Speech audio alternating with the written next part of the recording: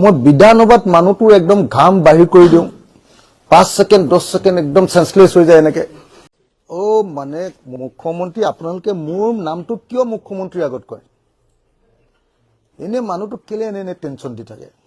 মই বিধানসভাত মানুহটো একদম ঘাম বাহিৰ কৰি দিওঁ 5 সেকেন্ড 10 সেকেন্ড একদম সেন্সলেস হৈ যায় এনেকে আপোনালোকে দেখিছে নাই সেন্সলেস হৈ যায় নাই বাৰু মই এবাৰ বিধানসভাত যিকিটা দিছো দুইবাৰ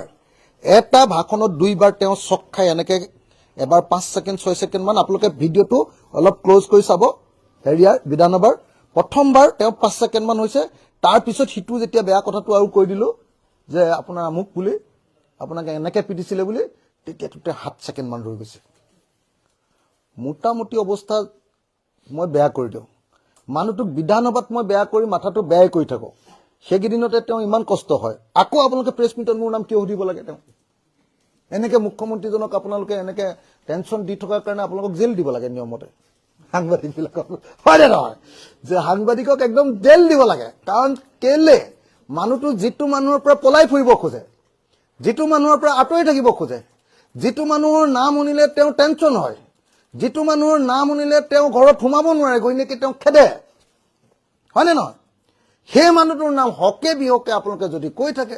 হিমন্ত বিশ্ব শৰ্মাইটো কবই লাগিব যে কোন অখিল গগৈ নহলে কাৰণ মোৰ বিষয়টোত সোমালে তেওঁ এটা কথা জানে যে মোক হেতু পৰা তেনেকে যেনে তেনে কাটি খাই আহিলে ভাল মোক কিবা এটা কৈ দিলে মই তেওঁৰ ওপৰত 10টা কথা কৈ দিম